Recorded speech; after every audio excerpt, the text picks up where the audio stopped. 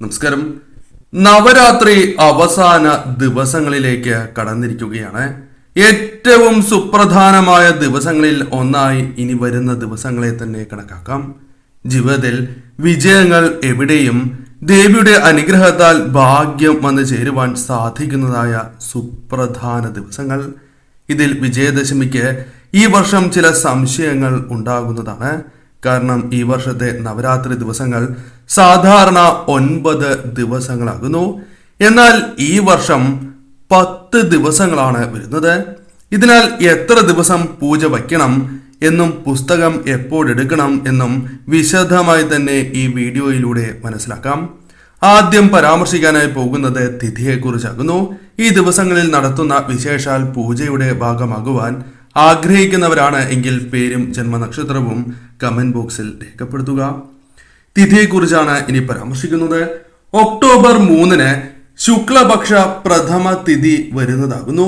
ഇതിനാൽ ഒക്ടോബർ 3 മുതൽ നാം നവരാത്രി തുടക്കം കുറിച്ചും ഓരോ തിഥിയിലെയും നാഴിക വിനാഴിക വ്യത്യാസം കാരണം വിജയദശമി 11ാം ദിവസത്തിലേക്ക് നീളുന്നതാകുന്നു. പ്രധാനമായും ഏവരും ശ്രദ്ധിക്കണം, 11ാം ദിവസത്തിലേക്കാണ് നീളുന്നത്. സാധാരണയേക്കാൾ തിഥിക്ക് ദൈർഘ്യം കൂടുതലാണ്. അക്കാര്യം ശ്രദ്ധിക്കണം. പൂജ വയ്ക്കുവാൻ നാം ആരംഭിക്കുന്നത് അഷ്ടമി തിഥിയും വൈകുന്നേരവും കൂടി വരുന്ന ദിവസമാകുന്നു. ഇതിനാൽ ഒക്ടോബർ 10 വ്യാഴാഴ്ച ഉച്ചയ്ക്ക് 12:28 സപ്തമി തിഥി അവസാനിക്കുന്നു. ശേഷം അഷ്ടമി തിഥിയാകുന്നു. ഇതിനാൽ വ്യാഴാഴ്ച വൈകുന്നേരം അഷ്ടമി തിഥി കൂടി വരുന്നതിനാൽ ബുക്ക് പൂജയ്ക്ക് വയ്ക്കേണ്ടതാകുന്നു. ദിവസം മറക്കരുത്. വ്യാഴാഴ്ച വൈകുന്നേരം അഷ്ടമി തിഥി കൂടി വരുന്ന ദിവസം ബുക്ക് പൂജയ്ക്ക് വയ്ക്കണം. അഷ്ടമി തിഥി പിറ്റേന്ന്, അതായത് ഒക്ടോബർ 11 വെള്ളിയാഴ്ച ഉച്ചയ്ക്ക് 12:08 അഷ്ടമി അവസാനിക്കുന്നതുമാണ്. ഇതിനാൽ തന്നെ വ്യാഴാഴ്ച വൈകുന്നേരമാണ് ഏവരും ബുക്ക് പൂജയ്ക്ക് വയ്ക്കേണ്ടത്. ഒക്ടോബർ 12 ശനിയാഴ്ച രാവിലെ 10:55 വരെ നവമി തിഥിയാകുന്നു. ഒക്ടോബർ 13 ഞായറാഴ്ച രാവിലെ 9:06 വരെ ദശമി തിഥി ആകുന്നു. അതിനാൽ ഈ സമയം വിദ്യാരംഭമാണ് ആചരിക്കുന്നത്. പ്രാധാന്യം ഏവരും മനസ്സിലാക്കണം.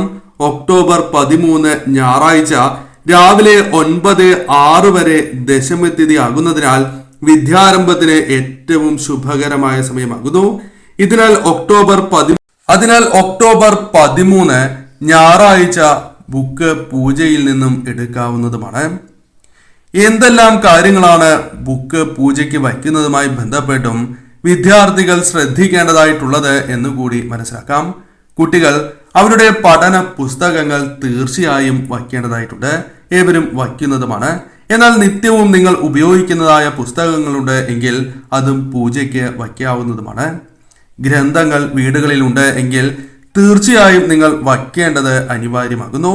പുണ്യഗ്രന്ഥങ്ങൾ വീട്ടിലുള്ളവർ രാമായണം, ഭഗവത്ഗീത, ഭാഗവതം എന്നീ ഗ്രന്ഥങ്ങൾ പൂജയ്ക്കായി നിങ്ങൾ വയ്ക്കുന്നത് ഏറ്റവും വിശേഷം തന്നെയാകുന്നു.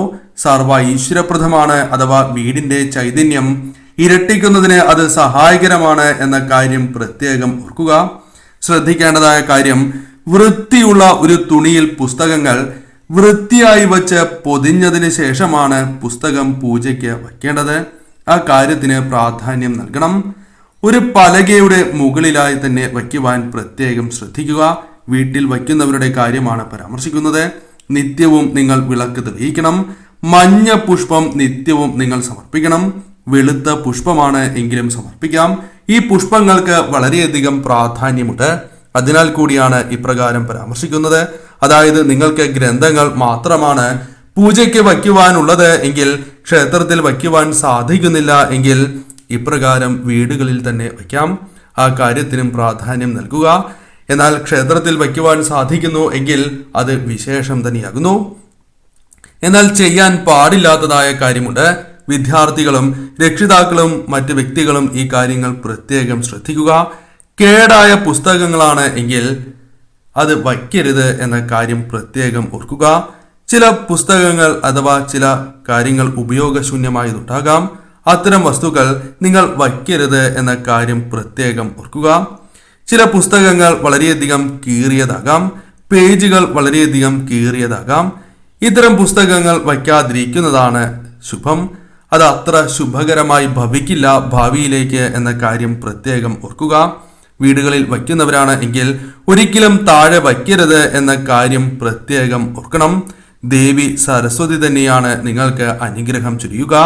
അതിനാൽ തന്നെ പുസ്തകങ്ങൾ സരസ്വതി ദേവി തന്നെയാകുന്നു. അതിനാൽ പഠന പുസ്തകങ്ങൾ ഒരിക്കലും ദേവിയെ താഴെ വയ്ക്കുന്നതിന് തുല്യമാണ് പുസ്തകങ്ങൾ താഴെ വയ്ക്കുന്നത്. അതിനാൽ പീഠത്തിന് മുകളിലായി വയ്ക്കണം എന്ന കാര്യം പ്രത്യേകം നിങ്ങൾ ഓർക്കുക. അതല്ല എങ്കിൽ പലകയുടെ മുകളിലാണ് എങ്കിലും വയ്ക്കാവുന്നതുമാണ്. തലേന്ന് തന്നെ നിങ്ങൾ ചില കാര്യങ്ങൾ ശ്രദ്ധിക്കേണ്ടതായിട്ടുണ്ട്. അതായത് പുസ്തകം വയ്ക്കുന്നതിൻ്റെ തലേ ദിവസം ശ്രദ്ധിക്കുക. ഞാൻ ഈ പരാമർശിക്കുന്ന കാര്യങ്ങൾ വീടുകളിൽ നിങ്ങൾ തീർച്ചയായും ചെയ്യേണ്ടതായിട്ടുണ്ട്. അതിൽ ആദ്യത്തേതായ കാര്യം വീടും പരിസരവും വൃത്തിയാക്കുക എന്ന കാര്യമാണ്. ശുദ്ധിയാക്കേണ്ടതായിട്ടുണ്ട്. ഇന്നേ ദിവസം നിങ്ങൾ വീടും പരിസരവും വൃത്തിയാക്കിയതിനു ശേഷം മഞ്ഞൾ ജലം വീടുകളിൽ തളിക്കുന്നത് ഏറ്റവും വിശേഷമാണ്. മത്സ്യം, മാംസം, ലഹരി എന്നിവ പൂർണ്ണമായും ഇന്നേ ദിവസം വീടുകളിൽ നിന്നും ഒഴിവാക്കേണ്ടതായിട്ടുണ്ട്. ഉപയോഗിക്കരുത് ഈ ദിവസങ്ങളിൽ എന്നാണ് പറയുക. ആ കാര്യത്തിന് നിങ്ങൾ വളരെയധികം പ്രാധാന്യം നൽകേണ്ടതായിട്ടുണ്ട്.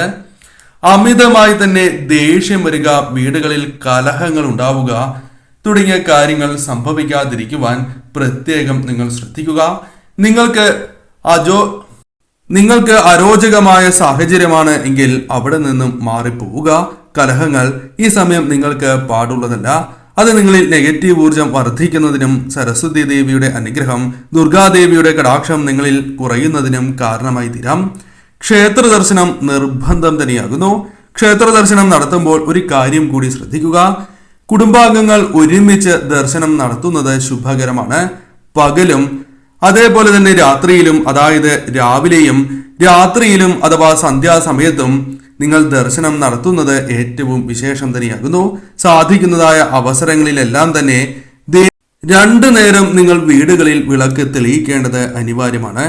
തീർച്ചയായും ഈ കാര്യം ശ്രദ്ധിക്കുക. ഇനി ബുക്ക് പൂജയ്ക്ക് വയ്ക്കാത്തവരാണ് എങ്കിൽ പോലും നിങ്ങൾ ഈ കാര്യം പ്രത്യേകം ശ്രദ്ധിക്കണം. രണ്ടു നേരം നെയ്വിളക്ക് അഥവാ ഭദ്രദീപം തന്നെ തെളിയിക്കുന്നതും സർവ്വ ഐശ്വര്യപ്രദം തന്നെയാകുന്നു. കൂടാതെ ദേവി മന്ത്രങ്ങൾ ഈ സമയം മനസ്സിൽ സ്മരിക്കുന്നതും ഏറ്റവും വിശേഷം തന്നെയാകുന്നു.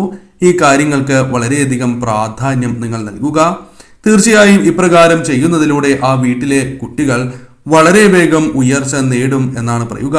സരസ്വതി ദേവിയുടെ വാഗ്ദേവതയുടെ അനുഗ്രഹം നിങ്ങളുടെ ജീവിതത്തിലേക്ക് വന്നു ചേരുകയും സർവ്വ സൗഭാഗ്യങ്ങളും ഐശ്വര്യങ്ങളും വന്നു ചേരും. ആ വീടിന്റെ ഐശ്വര്യം നാൾക്ക് നാൾ വർദ്ധിക്കും. അതിനാൽ ശരിയായ രീതിയിൽ തന്നെ ഈ കാര്യങ്ങൾ ചെയ്യുവാൻ ഏവരും പ്രത്യേകം ശ്രദ്ധിക്കുക.